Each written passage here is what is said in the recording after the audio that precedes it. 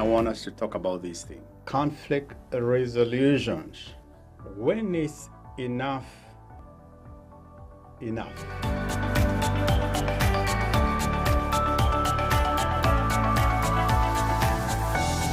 In any relationship, there's bound to be conflict.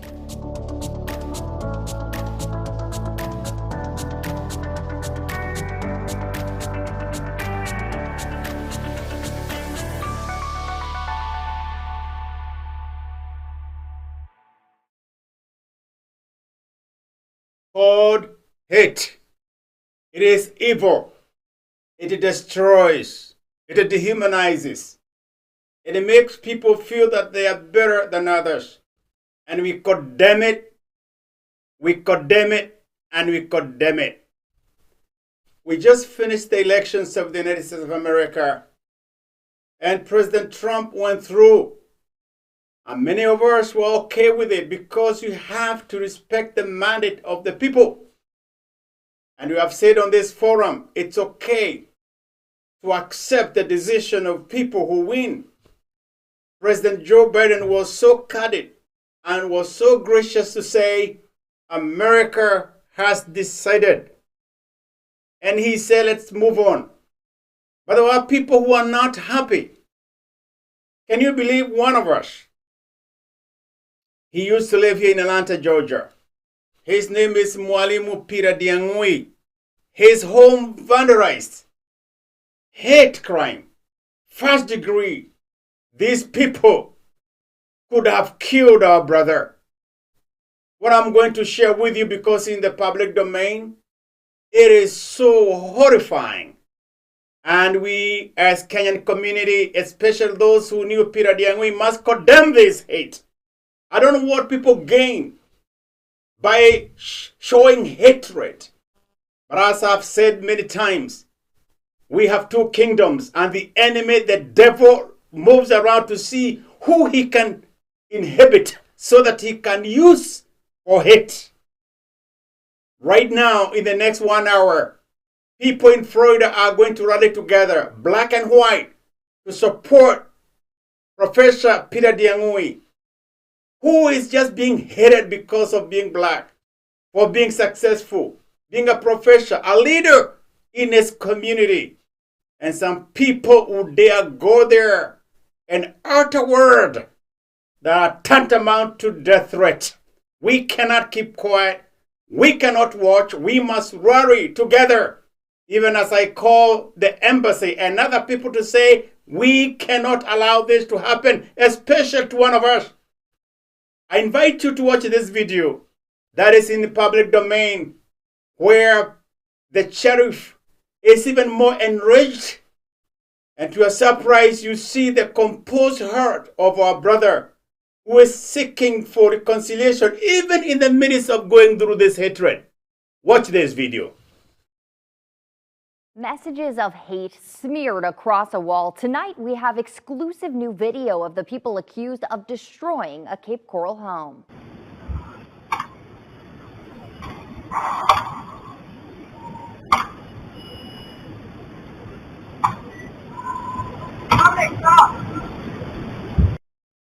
This was caught by a surveillance camera right across the street. You even heard someone in that video yelling at the people trying to get in to stop. Earlier this week, we showed you the vandalized home where paint was splattered, windows were shattered, and the hate message was left behind. Wake News reporter Olivia Jean has more from not just police, but also the homeowner.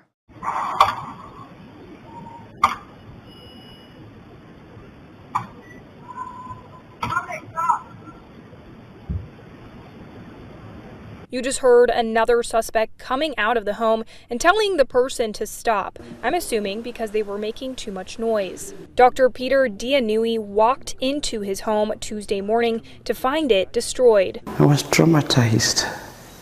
I was shocked. My God, it was so scary, Olivia. It was so shocking. 3 days after finding paint spread everywhere, broken glass, holes in the walls, and racial slurs painted with bright red paint, Ndiangui met with Cape Coral Police Chief Anthony Sizemore.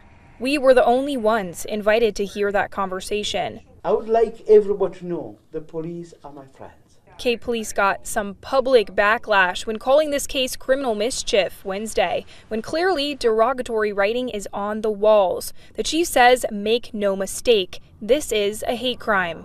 This was a crime motivated by hate. In this particular case, it's a third-degree felony, or depending on the dollar amount, it may be a second-degree felony. We're not failing to recognize that there's a hate crime element. There's just a proper and appropriate time to administratively apply it to the case. Hate crime charges will potentially come later. Now, the mission is to find the people responsible.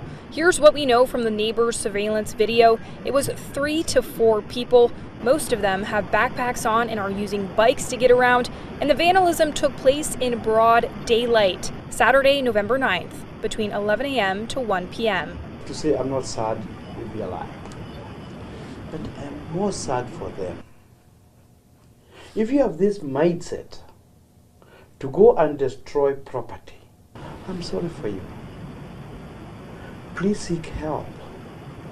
There's no gain in that kind of damage. What I love about the doctor is he's so far advanced emotionally and spiritually. I'm still angry, and we're going to find these people. Nothing will be spared. Olivia Jean, Wink News. People are rallying around Peter, and tomorrow many. Yes, we are here. And we are rallying behind Peter, our own Mwalimu Peter Ndiangui. He was a leader in this community. We loved him. Some of us visited him in Florida. And it is so disheartening that people in this time are full of rage, full of hatred. What do you gain when you go to vandalize people's property, people's character? Agents of devil. And we cannot stand here and let this go uncondemned. I pray that I can be able to reach our brother Peter Ndiangui. Is in Florida, and see what's going on in his life. Let me make a call, and I hope he'll be able to answer. He used to live among us here in Georgia, and I'm trying to reach him. Peter Ndiangui, Professor. Yes, Bishop, how are you? How are you, sir? Asifiwe sana, I'm live, and we've just played the clip that was released about the hate crime there. Yes. And we are glad that you are safe. And we are here telling Kenyan community and all peace-loving people to condemn hate, because this is 2024. Why would people harbor hatred? And I'm glad that you are so composed and you are calling reconciliation. What message do you have for us here in Atlanta and those watching all over the world about this happening? Yes, first of all, I want to thank you so much for this connection. And when misfortunes like this come, I think we get comfort knowing that there are people praying for you and thinking about you. We are very, very hurt by what happened, not just because of the loss of the property, but by the message displayed there that this is an attack on black people. And we felt that we don't deserve this at this time. These are fights we have had over the centuries. For us black people, we have gone through the civil rights. We have fought too many, through the courts, through the rallies, through everything. And we now kind of coming backwards. So, Bishop, I want to tell the people, thank you so much for studying with us. The people in Southwest Florida are with us. We are there cleaning the house, saying we are not just cleaning the house, we are cleaning up hate. And it is moments like this, Bishop, yes, that we use to fight that love is greater than hate. The God we serve is there, and we use these moments to tell us, please, people, wake up. There's a problem beneath, underlying there. Can you all come together and know you are all my children? You have put it very well. Cleaning hate. Cleaning hate. And yes. I'm glad that you have this spirit of seeking, and I understand those who are watching. I hope my camera person can put the word Ndiangui, because we know him as Peter Ndiangui, Mwalimu, who has been a mobilizer here in Atlanta. He is a leader. He's a professor. But you're a leader of what? You're a leader of a community down there in Florida, right? Yes, I am the president of the African Network of Southwest Florida, all the people from Africa, migrants like us. And I'm also the chairman of the Fort Myers Mayor's Diversity Committee. Yes. And quite often we point out these kind of things. So I don't know, I don't want to say, Bishop, that this is because of the work we do to try and say, no matter what anybody says, love is better than hate, inclusiveness is better than excluding each other, equity, and pointing out where our people are being suppressed. We don't know whether that is the cause, but it cannot dampen our spirit. We came here, God brought here for a purpose, we believe, and we will continue doing it. There were many others before us. The other day, about 2 years ago, I was given the award known as the Keeper of the Dream Award. That is keeping the spirit of Dr. Martin Luther King Jr. alive, and that's what we're going to do. That injustice to one is injustice to all, and we're going to keep on preaching the message of hate. Are we upset? Absolutely. Are we sad? Absolutely. Are we traumatized? Absolutely. But that does not dampen our spirit. And knowing people like you and the audience here are with us, we're going to move on. We belong to this country just like we belong to Kenya and other places. And our people, when they have injustices, we must point them out every time. If we have to suffer for it, so be it, but we cannot stop that work. You have said a very profound word, my brother. Hate. Love is stronger than hate. Yes. And I wish that people can see the goodness in you instead of propagating hate, because hate does not yield anything. It's evil. And we come in the strongest term to condemn it. I admire your spirit that you are reconciling and you are preaching peace. Did you tell me people will be gathering, people are running behind you today, later on in the day? Yes, in about an hour's time, we have at least about maybe 500 people from all walks of life, and all the leaders and all the other people, from the chief of police and many policemen there, the common people, my community in Florida Gulf Coast University, my students, the church I go to, all the other groups I work with, my Rotary Club, everybody, we are all coming together in what we are saying. Okay, we are cleaning the house, but we are calling it cleaning hate, getting rid of hate. We should all condemn it. It doesn't matter the color of your skin. We were going to have a rally today. NAACP was having a rally, but I said I don't think that will achieve my goal. What my goal is to use this kind of sad situation to say, no, we stand for something better. There's an America we came to which preaches in the documents about justice for all, and we must always fight for that America. Even if we may not have seen it, it is still there somewhere. We must keep on looking for it, the one we came to. What a professor, what a leader, what a reconciliating spirit. Love is stronger than hate. And as Professor gets the support in Florida and walks of life, whatever you are, could you please offer prayer over the lives of our brother and pray for those who propagate hate, that their hearts may be changed, and preach love, reconciliation, how people can live together in spite of their color. Professor, we stand with you. We are going to spread this word. We're going to have people rally together in the worship tomorrow. We're going to all rise up and condemn this. And just know you have a brother. Just know you have a community. Above all, there is a God, God of love. And one day, hate will be eliminated. Stay strong, my brother. We are with you, and God bless you. God bless you too. Can I make one last statement, Bishop? Yes. I want to take advantage of this moment to say, please, this is not just Southwest Florida. I want to say, even in Kenya, I'm requesting the people of God to rally together and say, we cannot stand for any injustice wherever it's coming from.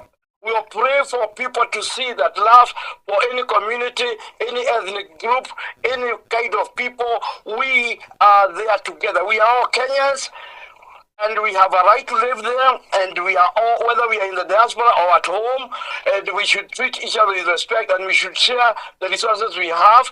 There are many abductions, there are many things going on in our country, and we must say, This is wrong. Wrong is wrong. It doesn't matter. We are very proud of the churches coming up, and they have stood firm. They even returned some money to say, we cannot condone this. We don't want money with blood with it. And we must always remain firm, fight, and know that we serve the real God. We must bring Christ back into the church. Sometimes we go to church and we let money and other things take advantage of us. Christ stood for something bigger, and we must always look for Christ. And in everything we do, we must try to be Christians, try to be like Christ. Thank you. The professor has spoken, all the way from Florida, and we rally behind him to condemn hatred, not just in America, but in our homeland, Kenya, and indeed the whole world. Brothers and sisters, God has given us a moment, a very brief moment in this earth to exercise love. I plead with you that you can hear the words of the professor. Thank you, Professor Ndiangui. We'll start with you and we'll follow and keep us updated, my brother. We will do that, Bishop. But once again, thank you so much. Welcome. Ladies and gentlemen, that is Professor Peter Ndiangui, one of us who lived here in Atlanta for many years. He relocated there. We went to visit him, and we cannot tolerate this. Not in Florida, not in Georgia, not in Kenya, but as believers, let love conquer, because hatred has no place in the community we call the church, or indeed in the community that we call America or Kenya. Let us pray for our brother, stand with him, and condemn all manner of hatred. And if you may, let's gather tomorrow. Let's just come, those who can. Come tomorrow. Let's stand with our brother. Let us speak to the world and say we cannot allow this to happen. Imagine, the people who came to vandalize the home were from the winning side. I'm asking, what if that winning side lost? If they can do this, and we have pictures, I don't know whether my communication guy can show you, they had all smeared the rooms with the red, look like blood, and they used the F word, and they used the N word. And my friend, I want to tell you, we cannot imagine what would have been if that side lost. If they can do this and they won, walishida na wana makasiriko na wameshida, na kama wangeshidwa, it could have been another January 6th. We cannot sit and let it go. And I pray that you offer prayer to those haters out there who call evil, who are agents of the enemy. I'll leave you with the words of the professor. Love is stronger than hate. Let us clean hatred. God bless you, and stay tuned.